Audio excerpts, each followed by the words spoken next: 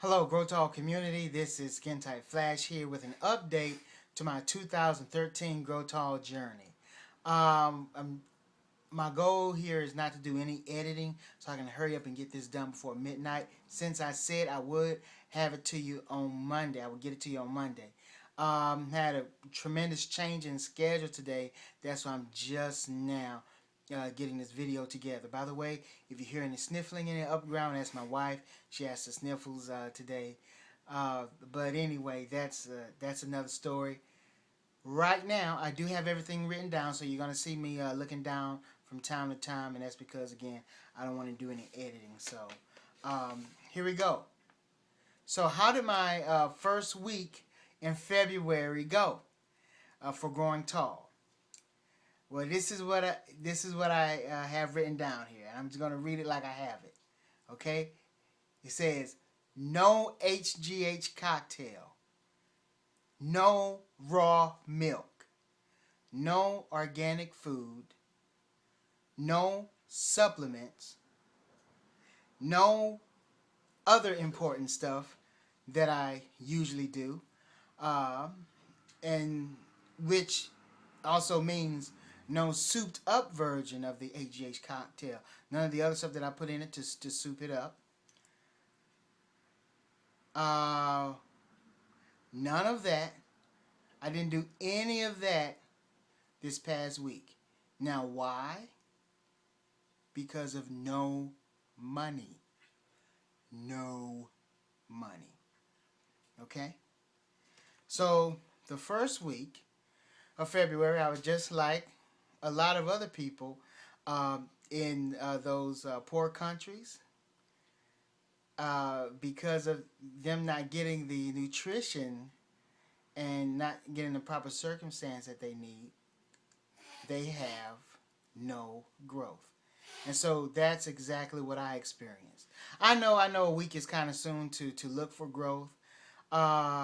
It could take a while, but when it comes to as much stretching as I did, because I did stretch more often than usual. Okay, this is February 11th, so we're talking about February 1st through February the 10th. Okay, so I did stretch more than usual. Actually, from what I remember, that Thursday before February began, I did stretch. I did stretch to give myself a head start. Okay. Um, Also, it might have been late, but I did stretch. Also, think I remember stretching that Friday. Now, Saturday, Sunday, the first part of the week, it was a little different. A little different. I'm going to get into that. But come Wednesday, I stretched for a good 3 days straight at that time, and then Saturday and Sunday. Wow, I'm kind of drawing a blank right now. But bottom line, I did stretch more than usual. Yes, I did stretch yesterday. I'm pretty sure I stretched yesterday. I'm just kind of drawing a blank right now. Um, but I experienced no growth. And, I wasn't doing, when it comes to nutrition wise, I was doing more stretching, but not the same nutrition. Now, any bodybuilder will tell you that bodybuilding costs money. It's expensive. That's why bodybuilders have sponsors. Companies actually pay bodybuilders to promote stuff, and this helps pay for their bodybuilding needs. And bodybuilders need a lot. And so when I think about myself, I do consider myself a bodybuilder, but I have no sponsor.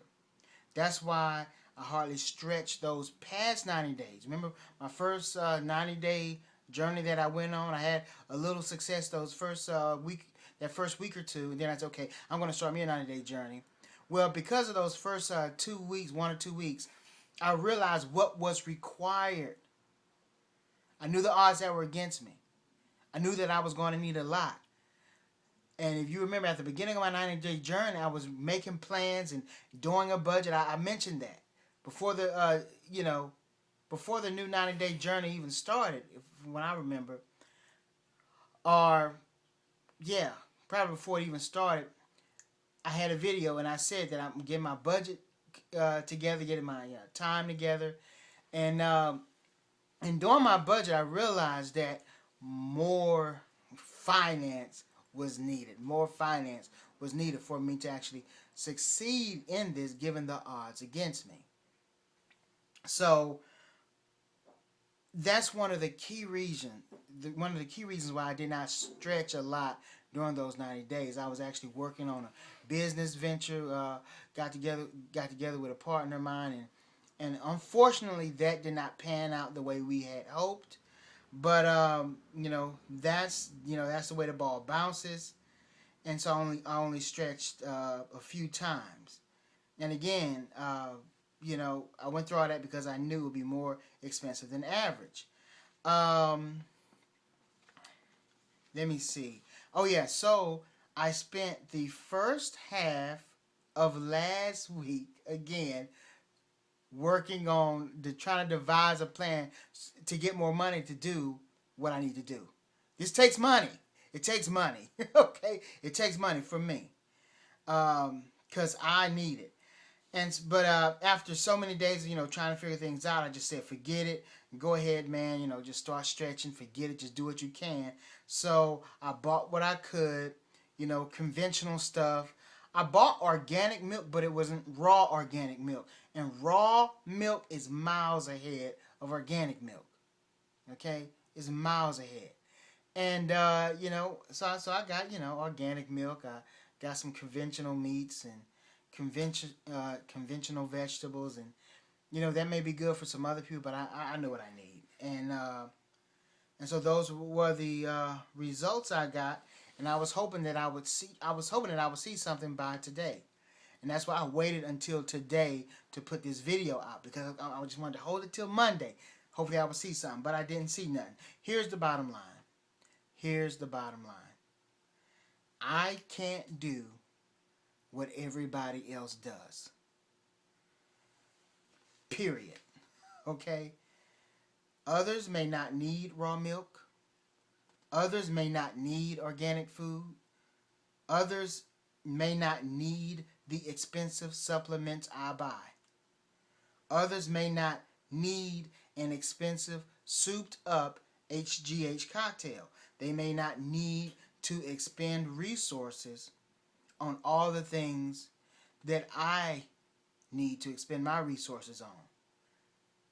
They may not need to pay for the things that I do. And yet, they can grow tall anyway. So what? That's life. Some people don't need raw milk. They'll shoot up. Some don't need to eat organic. They'll shoot up. Be healthy, skinny, everything. Doesn't matter. But for me, it's a different story. I look at it like this. Some people are allergic to shrimp. Shrimp, for me, shrimp is harmless. Shrimp is harmless. But other people will eat shrimp and they die. They die. Okay? Some ingredients in food. You may have heard of MSG. You may have heard of high fructose corn syrup. Some people have horrible reactions to MSG. Other people eat the stuff, doesn't affect them. Doesn't affect them. One of the reactions to MSG is excessive weight gain. Some assume that it's just water weight. No, I am of the strong opinion that it's far more than water weight. Some people can take MSG, experience nothing. Other people, they gain weight like crazy. Other people get depressed. And MSG is in everything. It's in everything. You got to fight not to get it. Okay? And so what I find is that, some people, they might take MSG, they might eat conventional foods and all of this, and they may not have a huge reaction, but sometimes the reaction can be more subtle. And I think one of those subtle reactions could be not growing as tall as is your human potential is to grow. I believe that some foods can hinder someone's potential for growth, where in others it may not hinder their potential. Hey, so what? Life is not fair. Who cares? Some people can smoke for 80, 90 years, keep living. I've seen people smoke and jog a mile, 2 miles, 3 miles nonstop. Where on the other hand, a non-smoker, if they smoke, they'll die before they reach the age of 50, and they can't run 3 miles nonstop. People are different. And what's important is that people pay attention to their bodies individually. So I pay attention to mine. I know that I respond better to pure foods. Okay? It's over 10 minutes on this video, so I'm probably going to split this up.